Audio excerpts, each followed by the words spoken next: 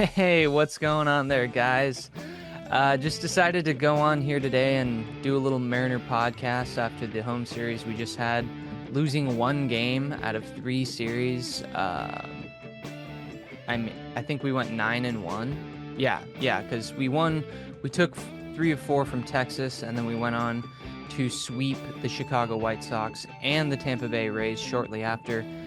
And the games we won, they couldn't have been in a more epic fashion. Friday night against the Rangers last week, you had not Julio, JP, obviously getting that walk-off home run on Friday. And then we dropped the game following after, but Sunday, I mean, coming back to win in extra innings, just incredible. And then the game against the Chicago White Sox, where I believe it was the third, yeah, it was the third game of the series. We had already won the series, so we didn't necessarily need to win the game. We gave Cal Raleigh the night off as from duties behind the plate, although he did DH, and we ended up winning in extras. And that was just really a formula of a game where we normally lose. You already took the series, give guys their rest, especially with the Rays coming up. They're hovering around a 500 ball club, so they're not complete slouches, and they can get you. So you want to take those series against teams that you are capable of beating, and the Mariners have done that, and more so. I mean, they've put up, God, it seems like they put up 8 runs every game, and it's just been awesome to watch. So um, had to come on here and give my flowers to Cal. He obviously kept us alive in that series against the Rays with that home run off of Griffin Jacks, who, I mean, Griffin Jacks pointing to the sky after Cal Raleigh goes 450 off of him. Like, bro, what are you pointing at? That ball's going over the fence. You look like a jackass. But anyway, it was great to see as a Mariners fan. I mean, you couldn't really ask for a better home series than what we just saw, especially on Ichiro weekend, retiring his number and everything, winning those games for Ichiro. I mean, when was the last time we've looked that good retiring one of our Hall of Fame players? Granted, it's only happened three times, but you get my point. Been terrible, and I mean, to be that dominant on Ichiro weekend it was beautiful. It was a beautiful thing to see. Um, but we've got, who do we have coming up? I think we have Baltimore coming up tomorrow. Oh, whoops. I was playing Pokemon earlier. Um, but yeah, we've got the Baltimore Orioles coming to, or no. We are going to Baltimore. Sorry. We just got off that homestand. We're heading to Baltimore, play at 3:35 tomorrow. But as far as games going on today, I know we got the Yankees and the Twins playing. We need the Yankees to keep losing. Let's be real. It's always a great sight to see when the Yankees take the L. And I mean, we'll get to this here in a second, but the national narrative on Aaron Judge still being way ahead of Cal. I mean, the fact that that the narrative is he's ahead of Cal in the MVP race is preposterous. Have you seen the way the Yankees have been playing? Have you seen the way the Mariners have been playing? That has to have some merit in the MVP discussion. The Yankees are completely unraveling and falling apart. They look like one of the worst defensive teams I have seen in decades. And they were in the World Series last year. I mean, you wouldn't even know that based on how they've been playing. And Aaron Judge obviously going on the 10-day IL. People saying it's not long enough to keep him out of the MVP discussion. The dude, do I have to keep going over this? The dude plays at Yankee Stadium. It's a little league field. Like, of course, the Yankees put up those numbers at that stadium. Like, Cal Raleigh is putting up these numbers at T-Mobile Park, like maybe the least hitter-friendly ballpark in the MLB.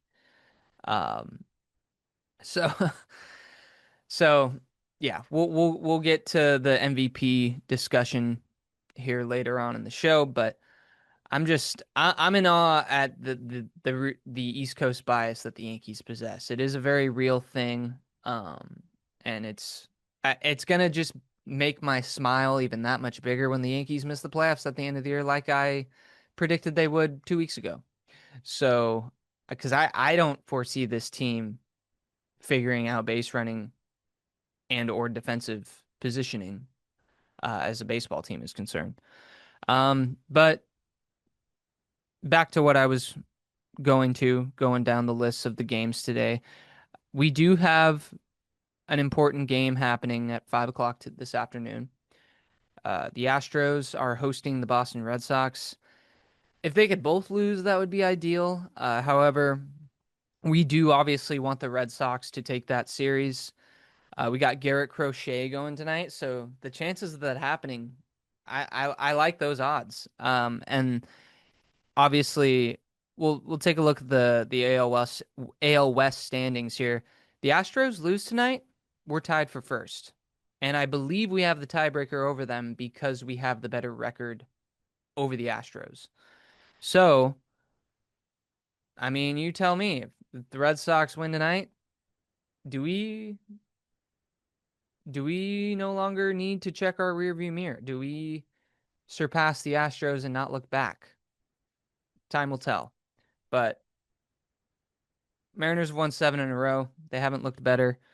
And I mean, we look better than we did in 2022. And I thought that team could have gone to a World Series. So it's pretty awesome as a Mariners fan. You know, we've been waiting a long time for something like this to be done.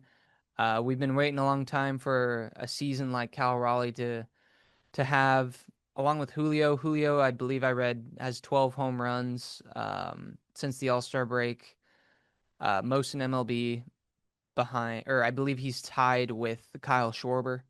You know Kyle Schwarber, the guy that hit 3 dingers to win the NL, the swing off in the All-Star game. Yeah, that Kyle Schwarber. Well, Julio is playing just as good as him. So it's it's pretty awesome to see second half Julio come alive.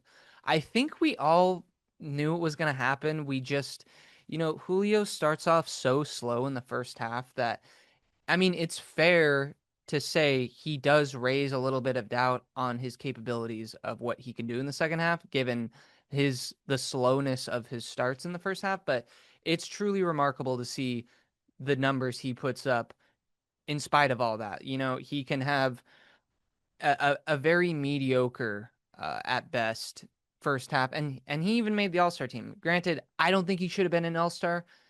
I don't think he thought that either, and I think that's why he, decided to rest up, stay home, not go to Atlanta for the All-Star break. And I mean, the guy made the right call. He's hitting out of his mind, just absolutely mashing on Ichiro weekend. Um, and it's awesome to see, because all season we've wanted to see, God, what would this team look like if Cal and Julio were mashing? And then you add guys like Eugenio Suarez and the big grumper Josh Naylor. Yeah, I stole that from Mike Salk, but it was such a good nickname. The big grumper and the big dumper.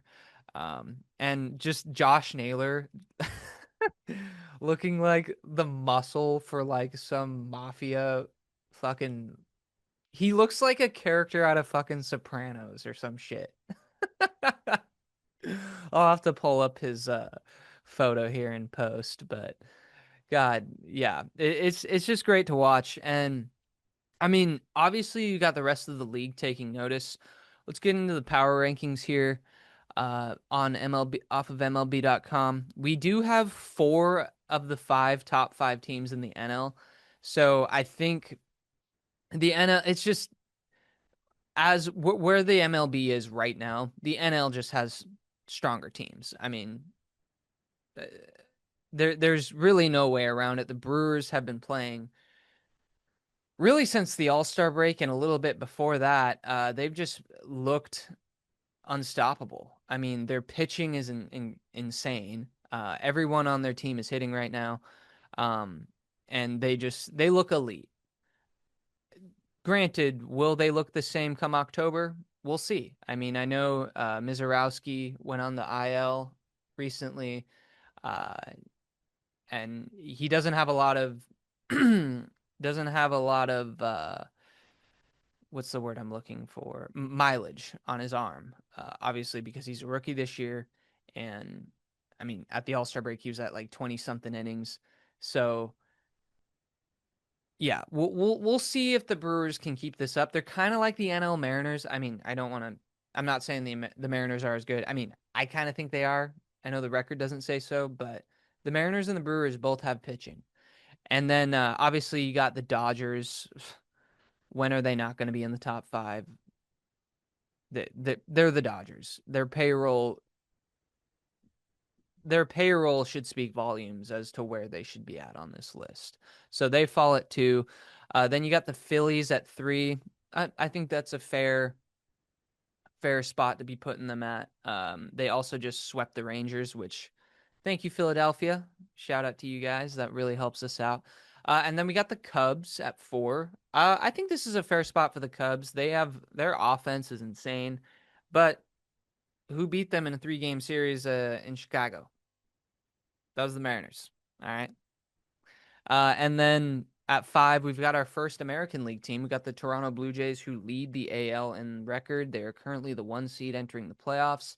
I think this is a fair spot for the Blue Jays. I was just looking at the stats across the MLB as far as batting average is concerned. They've got 4 guys back to back to back to back, to back. At in let's just go down the list here. We've got um yeah, we got Bo Bichette he's 6th overall in batting average. He's batting 298. Then you have Alejandro Kirk 296, Vladimir Guerrero Jr. 296, George Springer 291, and then Jose Ramirez at 10. He's batting 289. But then right after him, you got Ernie Clement hitting 289. So that's 5 hitters in that Toronto lineup nearly hitting 300. That's crazy. Um, and I'm not gonna go as far as to say the Blue Jays scare me, uh, because quite frankly, a man by the name of Big Dumper, every time he goes up north to his fellow friends in Canada, he teaches them a couple lessons and I don't kind of shows them what's what. So, am I concerned at all about the Blue Jays? No. Um, I'm gonna need to see their pitching, uh, do some things before they start to actually give me worries. And then you have, let's see, after the Blue Jays, I believe it was the Tigers. Yep, Tigers at 6. That's fair. They've been really the darlings of the AL all season with Scooball kind of just being dominant, his Cy Young self. Although the Mariners went to Detroit and really showed them what was what, like actually. I believe they scored like more runs in a 3-game series than they have since like 2002 or something crazy like that. I can't exactly remember. Don't quote me on that. So Tigers at 6, Padres at 7. All right, yeah, that's fair. They got some new additions at the deadline, and they already had a pretty prolific lineup before bringing Ryan O'Hearn and Mason Miller aboard, the guys the Padres traded for. So I respect that. Padres at 7, totally reasonable. The Red Sox, this is kind of where I start to. The Red Sox are not better than the Mariners.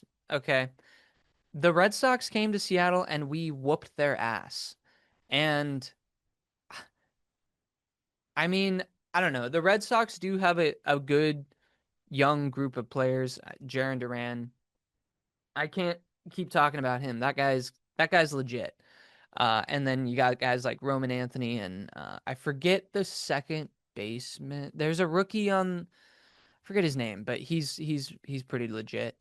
And then after the Red Sox, you got the Mariners at 9, and then the Astros at 10. So the Mariners just being in the top 10, I I'm content with that for now. But we've won 7 in a row. We're the hottest team in baseball. We should be higher than the fucking Red Sox, and we're higher than them in the wild card hunt currently. So we'll see. But it is good to see the Mariners getting some love, being placed in the top 10. We're only 2 games. Yep. Currently the Tigers are 68 and 51. The Mariners are 66 and 53. We are 2 games behind the Tigers for getting that first round bye in the playoffs. Granted, we do still need to leapfrog the Astros. We can do that with an Astros loss tonight. That would make us tied with them, but I believe we have the tiebreaker over the Astros because we have the better record head-to-head against them. So it's all in front of the Mariners. If they can just keep winning and keep taking series, I think they can run away with this division and not look back. So just need guys to stay healthy. You got Bryce Miller. I believe he's making his final rehab start today or sometime soon. I know he was pitching Thursday for the Rainiers during the Seahawks preseason game, which won't get too much into the Seahawks preseason. These solo podcasts are more dedicated to the M's, and then I like to kind of wait to do Seahawk talk with Ryan, which we were going to try to squeeze an episode in today, but Colby's I'm not really sure where he is or what he's doing at the moment, so we'll have to. I think he's camping right now. I'm not really sure, but we gotta wait for our producer to get back in town before we dive in on the Seahawks pod. Also, I gotta just say this: the preseason is such a tease. I did like watching Jalen Milroe. That was cool, and it was cool to see the new schemes from our offense and even the defense out there. It was fun to watch, but God, I just need week 1 to get here as soon as possible because I just can't do preseason. It's just when I find myself like wanting the game to end out of boredom, I'm like, oh, now I finally understand what like every like woman that hates football has gone through. That whereas I've had a hand in them being forced to be subjected to watching it.